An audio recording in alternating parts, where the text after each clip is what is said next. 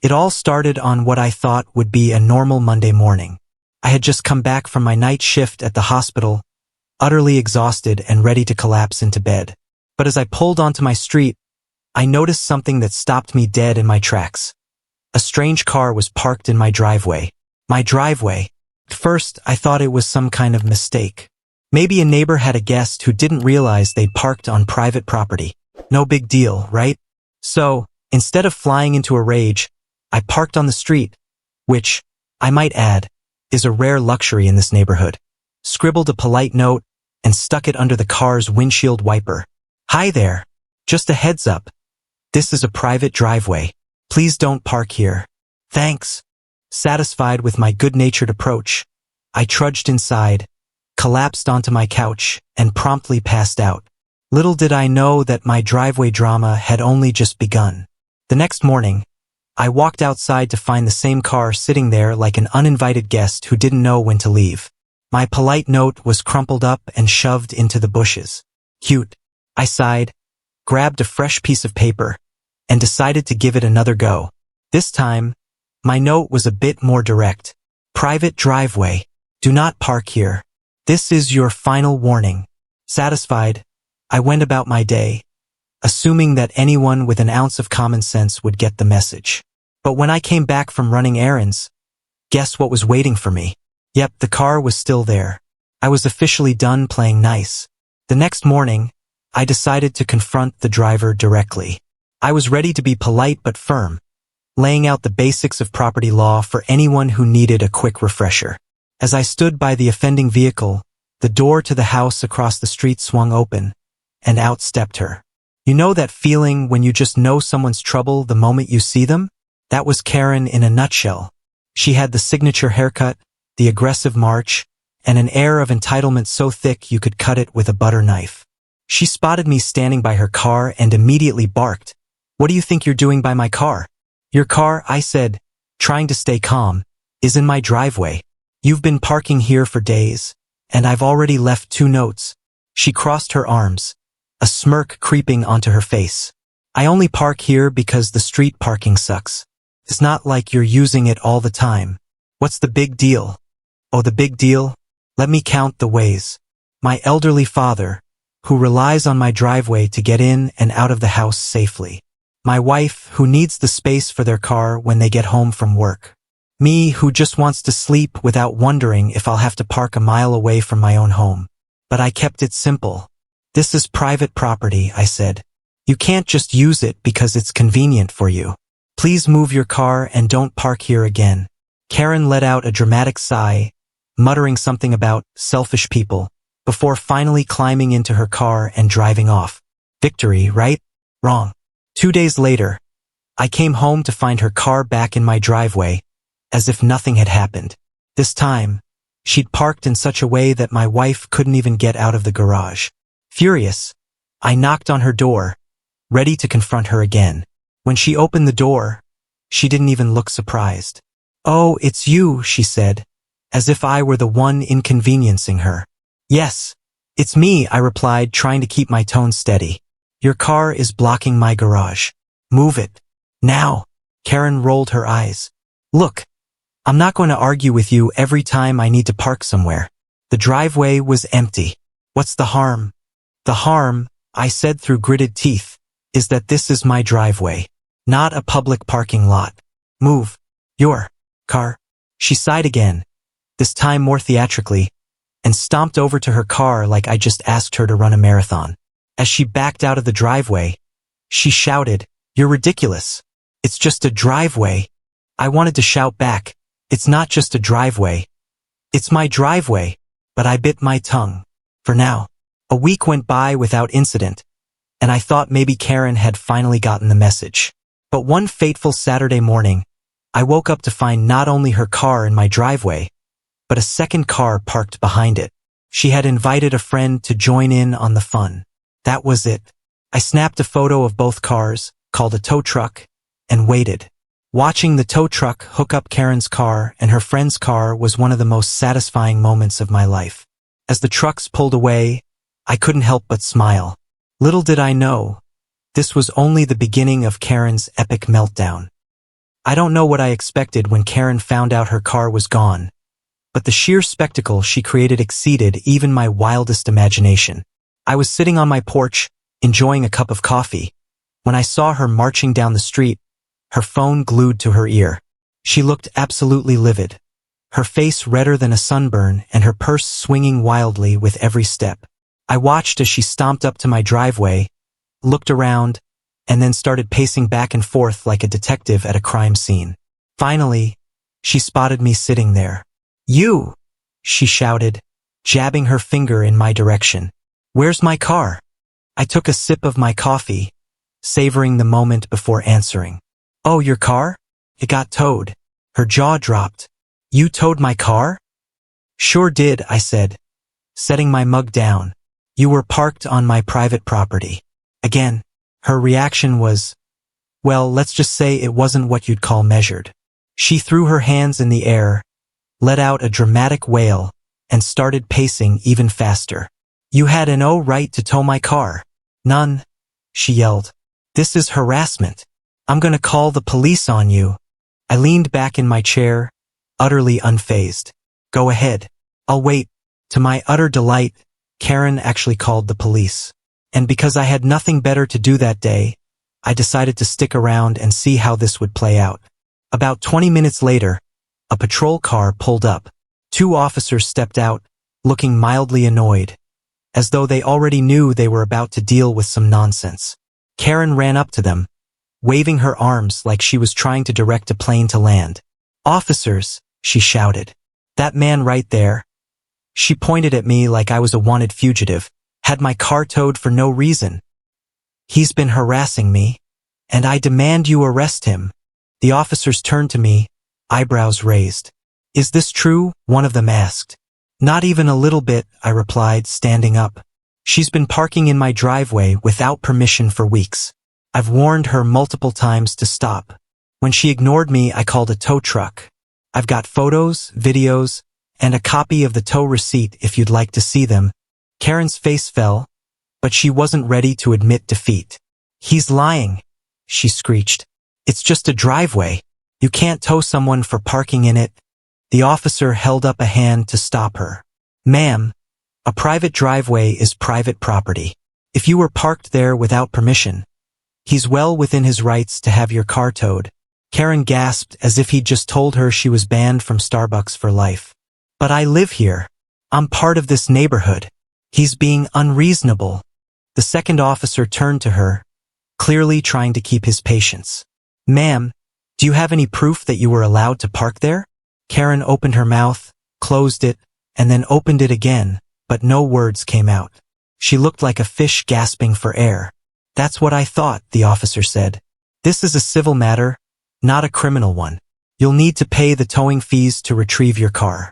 And I suggest you stop parking in his driveway." I swear, if looks could kill, I'd have dropped dead on the spot. Karen glared at me with a fury so intense it could have powered the entire neighborhood. But there was nothing she could do. The officers got back in their car and left, and Karen stomped off in the opposite direction, muttering something about how she was going to make me pay. For about a week, I thought that was the end of it. Karen's car was nowhere to be seen, and I foolishly allowed myself to believe that she'd finally learned her lesson. But Karen, being Karen, wasn't done yet. One morning, I walked outside to find a letter taped to my front door. It was handwritten in Karen's neat but aggressive script, and it read, "Dear neighbor, you've made things very difficult for me with your petty and selfish actions. I've spoken to other neighbors, and we all agree that you're creating unnecessary conflict by refusing to share your driveway. As a member of this community, I expect you to be more accommodating in the future. If you don't want to cooperate, I'll have no choice but to escalate this matter. Sincerely, Karen." I couldn't help but laugh. The idea that Karen was trying to recruit allies against me was so absurd, it almost felt like a comedy sketch. I decided to do a little investigating of my own. That evening, I went around to some of my neighbors to ask if Karen had, in fact, rallied them to her side. As it turned out, most of them were just as fed up with her as I was. "She came by last week," one neighbor said. "Kept going on about how unfair you were being. But honestly, I don't blame you. She's parked in my driveway before, too. Another neighbor chimed in. She's always causing trouble. Last month, she complained to the HOA because my kids were too noisy, playing in our backyard. By the time I got home, I had a pretty good sense of where the neighborhood stood. Karen's allies didn't exist. If anything, she was on thin ice. I couldn't wait to see what she'd try next. After realizing her Neighbors United fantasy wasn't going anywhere, Karen decided to take matters into her own hands. Or, more accurately, into her clipboard. One sunny Saturday morning, I walked outside to find Karen standing at the end of my driveway with what looked like a petition in hand. She was stopping anyone who passed by, talking animatedly and gesturing toward my house. "Excuse me, what are you doing?" I asked, crossing my arms. Karen spun around, her face lighting up with the kind of fake sweetness that could rot your teeth. "Oh, hello. I'm just collecting signatures for a neighborhood petition. We're trying to address some issues with, inconsiderate homeowners." "Inconsiderate homeowners?" I repeated, raising an eyebrow. Karen gave me a tight smile. "You specifically..." I couldn't help but laugh. "You're circulating a petition about me? For what?" "Enforcing my property rights." "You've been hostile and uncooperative," she snapped. "This is a community, and we're supposed to work together. But no, you had my car towed like some kind of tyrant. People like you shouldn't even live here if you can't get along with your neighbors." "Oh, really?" I said, leaning against the mailbox. "How's the petition going so far?" Karen hesitated, clutching her clipboard a little tighter. "It's going great. Everyone agrees with me." "Aha. Mind if I take a look?" I asked, pointing at the clipboard. "Absolutely not," she said, holding it behind her back. "This is private." "Kind of like my driveway?" I quipped. Karen sputtered, clearly caught off guard. "You're impossible. Just wait. You'll see how many people are on my side." And with that, she stomped off down the street, leaving me shaking my head. A few days later, I got a text from my next-door neighbor, Sarah. "Hey, Karen just came by with some ridiculous petition about your driveway. Thought you'd want to know." Apparently, Karen had been pestering everyone within a 3-block radius, trying to get them to sign her petition. Her argument boiled down to this: I was unreasonable for not letting her park in my driveway, and the neighborhood should collectively encourage me to be more accommodating. But here's the kicker. Not a single person had signed it. "She's been parking in other people's driveways, too," Sarah said when I stopped by to chat. "She tried to frame it like you were the problem, but everyone knows how entitled she is. Honestly, we're all sick of her." Hearing that was music to my ears. Not only was Karen's smear campaign failing spectacularly, but now the entire neighborhood was firmly on my side. I thought Karen might give up after the petition debacle, but I underestimated her commitment to being the absolute worst. One evening, I came home to find something truly unbelievable. Karen had dragged 2 orange traffic cones and a cheap plastic "No parking" sign into my driveway. She'd set them up in a neat little barricade, complete with a hand-drawn note taped to the sign that read, "This driveway is now reserved for community use. Violators will be reported." I stared at the scene for a solid minute, wondering if I'd somehow wandered into an alternate dimension where Karen actually owned the universe. Then I burst out laughing. "Oh, she's lost it," my wife said when I showed her the scene. I snapped a few photos, removed the cones and sign, and tossed them onto Karen's lawn. Then I called the police non-emergency line to report the incident, just in case she tried to escalate further. After Karen's community driveway stunt, I decided it was time to put an end to this nonsense once and for all.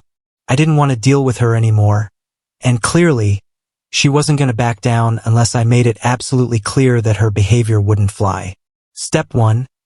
I installed a security camera facing my driveway. It wasn't fancy, just a basic motion-activated camera with night vision, but it got the job done. Step 2. I posted a new sign at the edge of my driveway. This one wasn't sarcastic. It was straight to the point. Private driveway. No parking. Violators will be towed at owner's expense. Step 3. I preemptively called the tow company to let them know I might need their services again. They remembered Karen's car from the last time and assured me they'd be ready to act if needed. It didn't take long for Karen to test my new system. One afternoon, I was at home when my security camera sent me an alert. I checked the footage and, surprise, surprise, there was Karen, pulling into my driveway like she owned the place. I didn't even bother going outside to confront her. Instead, I called the tow company and let them do their thing. About 30 minutes later, Karen's car was gone, and I was enjoying a nice cup of tea on my porch when she came storming down the street. "Where is my CR?" she screamed, waving her arms like a lunatic. "Probably at the impound lot," I said, taking a sip of my tea. "Didn't you see the sign?" Karen's face turned a deep shade of crimson. "You can't keep doing this. This is illegal." "It's not illegal," I said calmly. "It's my property. You're trespassing. I warned you multiple times, and now there's a camera recording everything. Keep it up, and I'll file a formal complaint for harassment." She let out an incoherent scream and stomped off, leaving me with a sense of satisfaction I hadn't felt in weeks. That was the last time Karen parked in my driveway. Word quickly spread about her latest towing fiasco, and the neighbors had a field day gossiping about it. Even Sarah, who usually stayed out of drama, admitted that Karen had become the neighborhood laughingstock.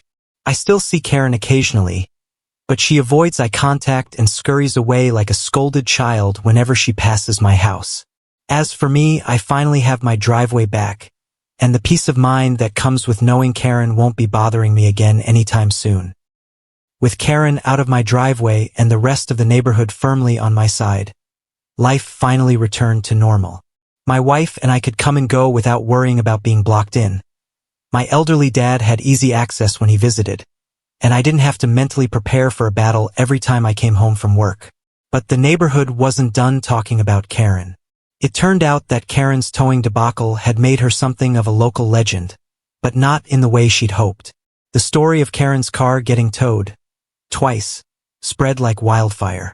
People started referring to my driveway as the Karen zone, and the sight of the tow truck parked out front became a running joke.